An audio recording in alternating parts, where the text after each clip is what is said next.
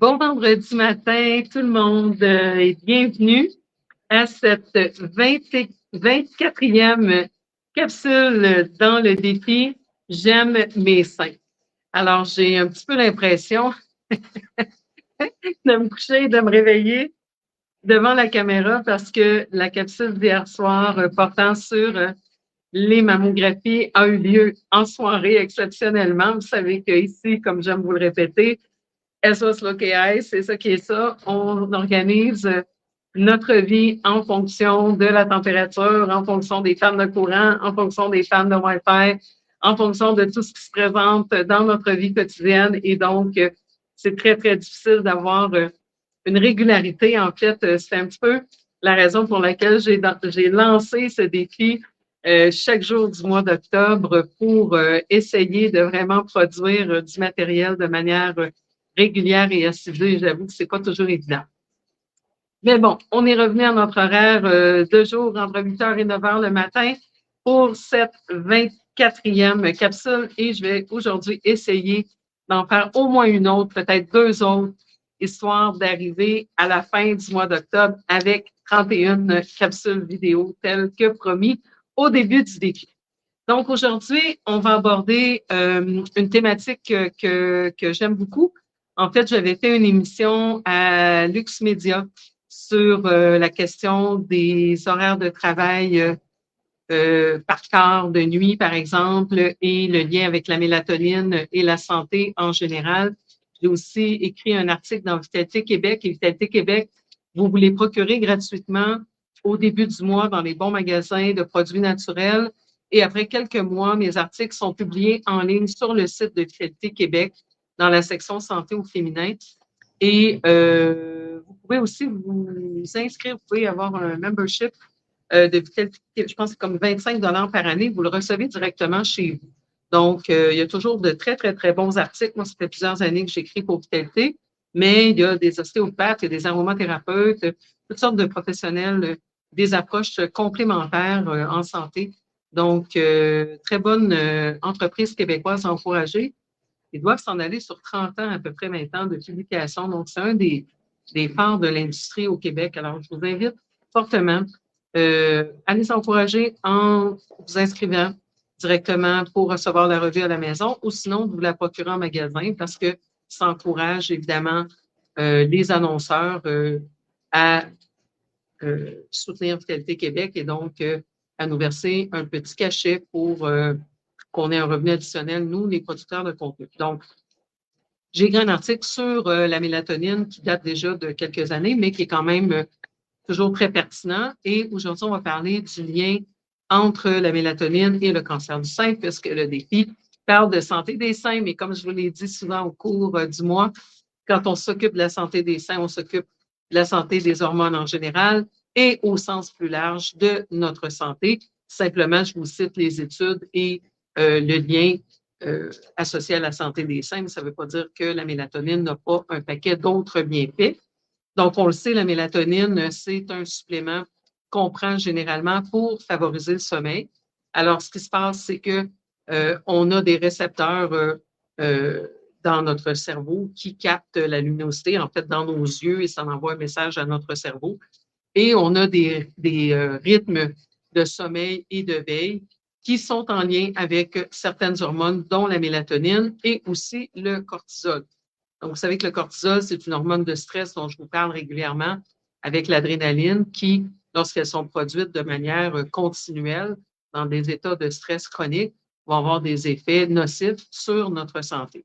Alors, le cortisol et la mélatonine ont une action antagoniste. Donc, plus on est constamment stressé ou plus on a d'inflammation dans notre corps, le cortisol va être produit en réaction au stress ou à l'inflammation pour essayer de gérer ces phénomènes dans notre organisme. Eh bien, à la longue, évidemment, ça va avoir un effet antagoniste sur notre quantité de mélatonine et donc, ça va affecter notre sommeil puisqu'on sait la mélatonine a un impact sur le cycle sommeil-veille.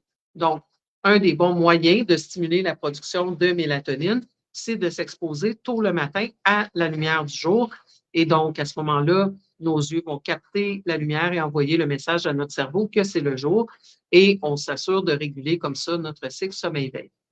Inversement, si on s'expose le soir à de la lumière, par exemple, parce qu'on vit dans des villes très éclairées et qu'on n'a pas de rideau blackout là, qui rentre de la lumière dans notre chambre, ou encore pire, qu'on travaille de nuit, eh bien, la lumière envoie le message au cerveau qu'on est en réalité le jour et ça perturbe notre cycle sommeil-veille et donc la production de mélatonine. Et la mélatonine, elle est évidemment intéressante pour dormir et pour la qualité de notre sommeil, mais c'est aussi un antioxydant majeur dans notre corps. Donc, on a commencé à étudier l'action de la mélatonine en raison de ses propriétés antioxydantes, anti-inflammatoires sur différents types de cancers avec des résultats très intéressants, très positifs.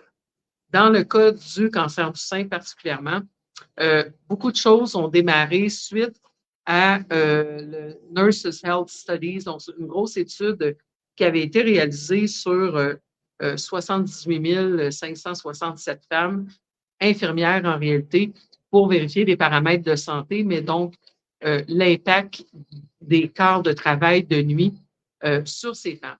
Et c'est là qu'on a commencé à être vraiment alerté sur le fait que, mon Dieu, lorsque les femmes travaillent de nuit de manière récurrente ou de manière chronique, elles semblent avoir un taux de cancer du sein plus élevé.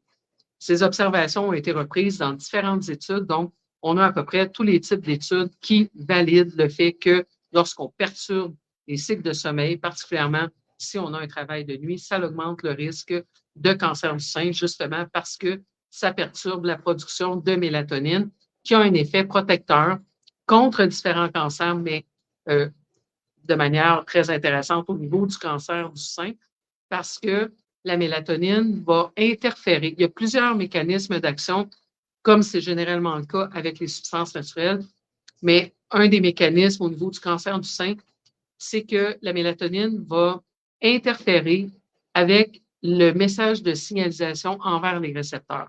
Donc, ce message est évidemment accru lorsqu'il y a une réplication cellulaire anormale, comme dans les cas de cancer. Mais la mélatonine va aussi agir parce qu'elle est antioxydante, donc elle va protéger nos cellules. Elle est anti-inflammatoire. On sait qu'il y a toujours une inflammation chronique lorsqu'il y a un processus de cancérisation à l'œuvre. Elle va agir donc au niveau de la signalisation entre nos cellules. Elle va agir directement au niveau des récepteurs à estrogène dans certains cas, sur les récepteurs évidemment à mélatonine. Elle induit des modifications épigénétiques qui ont un effet protecteur. Elle agit au niveau des télomérases. Donc, je vous ai parlé des télomérases quand on parle de vieillissement biologique. Ce sont les petites capsules au bout de nos gènes et la longueur des télomérases est associée à notre âge biologique en réalité. Donc, ça protège les télomérases. La mélatonine a plusieurs mécanismes d'action qui présentent un effet anti-cancer. Donc, dans des études épidémiologiques, on remarque, comme cette étude-là, que les femmes qui travaillent de nuit ou qui ont une perturbation de leur cycle de mélatonine ont un risque accru de cancer. Dans des études cliniques, on a validé que plus il y a de métabolites, donc le métabolisme de la mélatonine, on peut vérifier les métabolites au niveau urinaire pour évaluer le taux de mélatonine. On ne vérifie pas ça au niveau d'un test sanguin, mais dans les tests en médecine fonctionnelle, on vérifie le taux de cortisol, on vérifie le taux de mélatonine parce que ce sont de bons indices de notre santé. Et donc, on peut voir qu'il y a une corrélation inversement proportionnelle encore là. Donc, si on a très peu de métabolites de mélatonine, qui indique qu'on a donc un niveau inférieur de mélatonine, le risque de cancer du sein est accru. Et vice-versa, plus on a de mélatonine, plus le risque de cancer du sein est diminué. Il y a des études précliniques qui ont été faites chez les animaux. Il y a des études humaines également qui ont été faites. C'est beaucoup Paolo Lissoni, un Italien, qui a mené le bal par rapport aux nombreuses études qu'on a sur l'action de la mélatonine. Il a testé la mélatonine sur différents types de cancers, mais au niveau du cancer du sein, beaucoup de nos données nous viennent de Paolo Lissoni. Et Lissoni travaillait avec des doses élevées de mélatonine, travaillait avec des doses entre 10 et 40 mg, la dose moyenne étant très souvent 20 mg. Il a testé la mélatonine en prévention, il l'a testé chez les patients cancéreux, il l'a testé lorsqu'on prenait des traitements de chimio et de radiothérapie et même conjointement avec le tamoxifène. Donc, on sait qu'il y a des femmes qui développent une certaine résistance à la chimiothérapie et au tamoxifène. Le tamoxifène étant ce médicament qui se lie au récepteur estrogénique. On avait parlé qu'il y a, par exemple, les lignanes des graines de lin qui peuvent exercer cet effet-là et des phytoestrogènes de plantes comme le soya, donc qui ont des effets positifs sans avoir des effets négatifs associés au tamoxifène, le principal étant le risque d'incident cardiovasculaire. Donc, il y a des moyens naturels de lier nos récepteurs estrogéniques, mais bon, la façon en médecine conventionnelle, c'est avec des médicaments comme le tamoxifène. Alors, Lissoni a testé la mélatonine avec le tamoxifène et ce qu'il a démontré, c'est que la mélatonine favorise l'action de ces médicaments. Alors, imaginez, on n'en parle pas en médecine conventionnelle. Pourquoi? On a des études qui nous disent que c'est sécuritaire d'utiliser la mélatonine durant les cancers. Et non seulement c'est sécuritaire, mais donc imaginez si sa patiente dort mieux, elle va mieux récupérer. Mais non seulement si elle dort mieux, elle va mieux récupérer, mais la mélatonine va favoriser l'action de la chimio, de la radio et du tamoxifène. Donc, pourquoi ne pas combiner avec des produits naturels au lieu de tout le temps dire aux patients « Ah, c'est pas bien étudié, ah, ça vient jouer contre la chimio », comme régulièrement mes patients se font dire, alors qu'on a des études qui nous démontrent le contraire. Et ça, c'est très frustrant, je vous avoue, pour moi, comme clinicienne, qui est très documentée, quand je dois fournir la liste des suppléments à mes patientes qui sont suivies en médecine conventionnelle, parce que ces listes sont soumises aux pharmaciens des milieux hospitaliers. Et là, très souvent, on dit aux patientes, arrêtez tel supplément, tel supplément. Et je me rappelle une fois en particulier, on avait peut-être arrêté le supplément de protéines de petit lait à une de mes patientes. Et quand j'avais demandé le rationnel, parce que c'est de la protéine, et en plus, il y a de la lactopérine à l'intérieur qui favorise la redistribution du fer, la production du glutathion, toutes des choses très favorables à un pronostic de cancer. Et la patiente m'est revenue en me disant que le pharmacien avait dit ben parce que. Alors, on peut se permettre, quand on est pharmacien hospitalier au Québec, de répondre aux patients ben parce que. Imaginez que moi, comme naturopathe, je disais à mes patients, mais prends le supplément ou ne prends pas le supplément, ou prends le médicament ou ne prends pas le médicament. Pourquoi? Ben parce que. Imaginez le scandale. Mais nous, on est tout le temps en train de devoir fournir des tonnes d'études cliniques. On sait qu'on est du bon côté de la science et on doit sortir à des ben parce que de la part des officiels qui n'ont même pas pris la peine d'aller faire leurs recherches ou de poser des questions. À la limite, appelle-moi. Mon numéro de téléphone est sur le protocole de mes patients. À la limite, appelle-moi. On va en discuter ensemble. Je peux t'envoyer la liste des études cliniques. Mais c'est pas ça la situation qu'on vit. Donc, c'est pour ça que souvent, quand les gens me disent ça, je veux faire un suivi en parallèle avec toi, quand ils sont suivis en médecine conventionnelle pour un cancer du sein particulièrement, je leur dis, ben, ça va dépendre de la collaboration. C'est pas nous, les naturopathes, qui ne voulons pas collaborer avec les officiels, mais souvent, ça vient de leur côté où on va leur dire, arrête tous tes suppléments durant tes protocoles. Oui, mais pour quelle raison? Il faut qu'il y ait des motivations scientifiques, des explications et que ça ait une logique clinique, mais malheureusement, c'est pas comme ça que ça se passe dans la majorité des cas. Donc, la mélatonine, ça a été démontré comme étant sécuritaire à des doses pharmacologiques normales. Ça a des effets positifs en prévention et comme traitement adjuvant durant le processus de cancer, qu'on prenne des traitements conventionnels ou qu'on n'en prenne pas. Alors, en réalité, il n'y a que des bienfaits à la mélatonine. C'est sûr que parce que ça augmente le taux directement de mélatonine dans notre cerveau quand on en prend, eh bien, ça peut affecter le cycle du sommeil de manière positive, mais souvent, quand les gens tombaient plus comme en sommeil profond, c'est comme si ce processus de rêve qui nous permet de faire le ménage dans notre cerveau n'avait pas lieu. Et là, quand on commence à prendre autant la mélatonine que des suppléments comme le 5-HTP, on va souvent assister à des rêves plus intenses, même des cauchemars ou un sommeil plus agité. Ça dure 3 à 5 jours, ça dépasse très, très, très rarement une semaine. Et il faut comprendre que c'est le processus par lequel le cerveau fait son ménage. Donc, on persévère durant quelques jours et ça va se normaliser. Après ça, il y a la question des doses. Comme je vous dis, Lissoni, dans ses études cliniques sur le cancer, utilisait des doses de 10 à 40 mg qui donnaient en une seule prise le soir au moment de se coucher. Évidemment, comme je ne peux pas tester les gens très, très régulièrement parce qu'il y a des frais associés aux tests en médecine fonctionnelle, j'y vais avec des doses un peu plus conservatrices. Donc, les suppléments qu'on retrouve sur le marché en plus au Québec, en général, sont des suppléments qui varient entre 1 mg et 3 mg. Des fois, on a du 5 mg. Des fois, on l'a en dose d'altération graduelle. Donc, c'est sûr que ça prend à ce moment-là soit plusieurs bateaux ou soit plusieurs capsules. J'ai froid, la pluie avec le vent sur moi. Donc, il faut en prendre plusieurs capsules pour arriver à ce genre de dosage de toute façon. Mais donc, si on veut être sûr et qu'on n'est pas suivi par une naturopathe compétente, on peut se limiter à une dose de 5 mg par jour sans aucun problème, sans aucun effet secondaire, sauf les petites perturbations du sommeil qu'on peut connaître au début. L'autre chose, c'est que vous savez que le but en naturopathie, c'est de toujours supplémenter, mais dans un premier temps, de corriger les habitudes de vie parce que le supplément ne devrait pas remplacer, mais doit justement venir supplémenter. Donc, on va essayer de s'assurer que le corps va produire son maximum de mélatonine avant de venir avec des mégadoses qui viendraient remplacer un mode de vie déficient. Alors, qu'est-ce qu'on va faire? Bien, on a parlé qu'il faut dormir dans l'obscurité totale. Évidemment, il y a des gens qui ont des corps de nuit et qui ne pourront pas faire autrement à court terme. Eh bien, c'est correct, mais assurez-vous que lorsque vous dormez, même si c'est durant la journée, de dormir dans l'obscurité totale. Ça, là, c'est vrai pour tous les troubles hormonaux. Si vous n'avez pas déjà des rideaux qui permettent d'être dans l'obscurité totale, c'est la première chose que vous devez faire ce week-end. Allez vous acheter des rideaux blackout. Ensuite, prenez un supplément de mélatonine pour aider à réguler si vous devez absolument avoir des corps de travail de nuit ou si vous changez de fuseau horaire fréquemment parce que vous travaillez, par exemple, comme agent de bord. Autre chose, la mélatonine est faite dans notre corps à partir des protéines.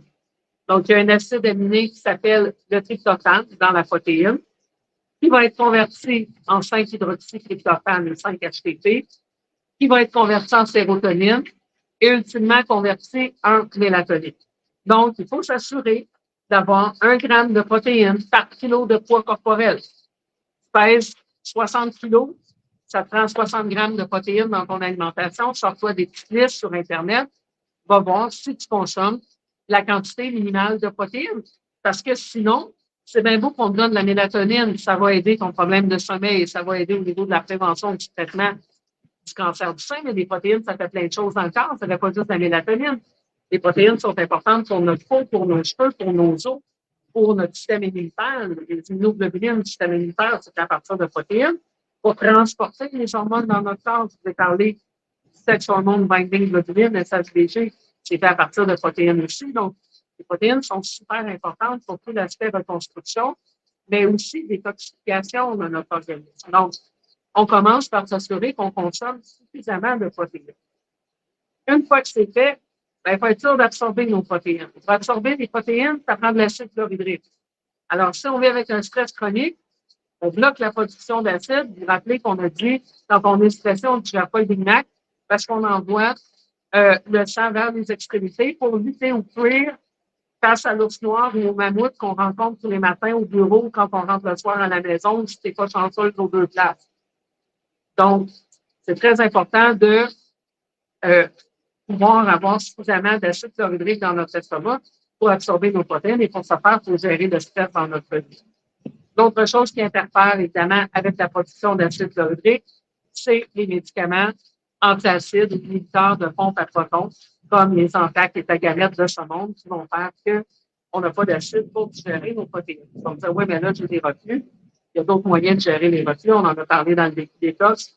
Prendre le défi détox au mois de janvier, il y a d'autres moyens de gérer les reflux que de prendre des médicaments antiacides qui vont bloquer l'absorption de nos protéines, mais aussi de nos acides gras, d'un paquet de vitamines, et donc qui vont aussi interférer avec notre système immunitaire parce que une des premières barrières aux infections, aux parasites, c'est notre acide chlorhydrique. Lorsqu'on respire qu'on ingère des bactéries par voie orale, eh bien, quand ils vont arriver dans l'acide chlorhydrique dans notre estomac, ça va exercer un effet de neutraliser ces micro-organismes. Donc, en réalité, quand on bloque la production d'acide, c'est vraiment problématique. Alors, il faut prendre des protéines, 1 gramme par kilo de poids. Il faut absorber nos protéines en ayant de l'acide chlorhydrique, donc en gérant notre stress et en gérant les médicaments qui bloquent la production d'acide.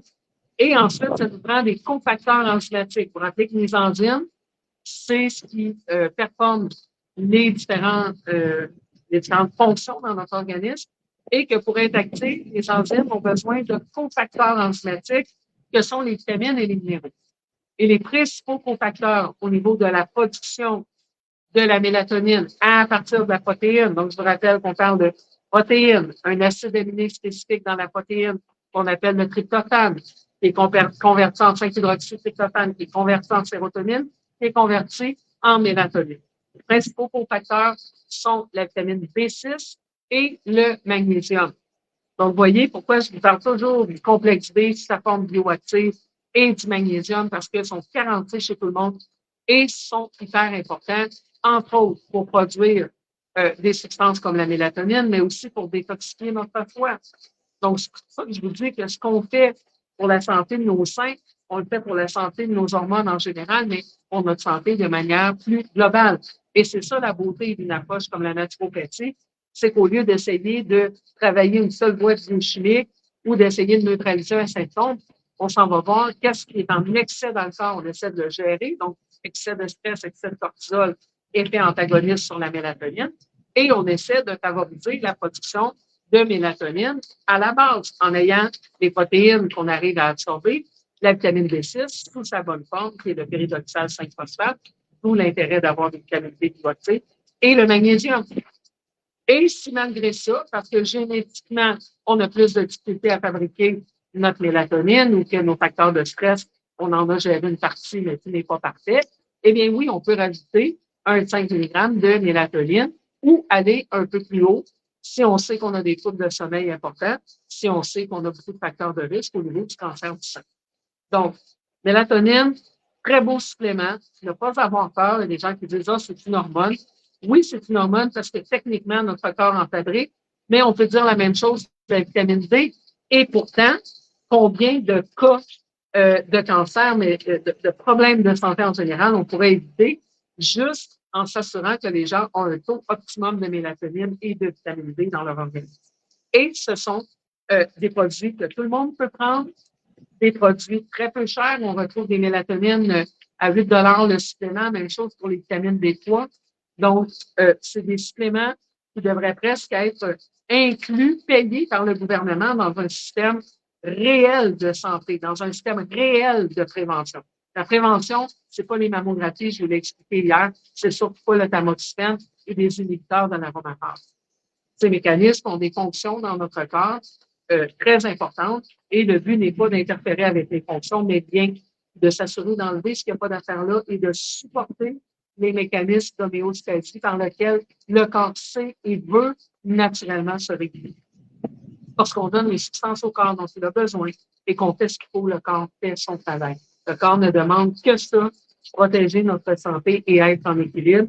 Mais si on tire toujours dans le même sens ou qu'on frappe toujours sur le même coup, c'est sûr qu'à un moment donné, il va se dérégler.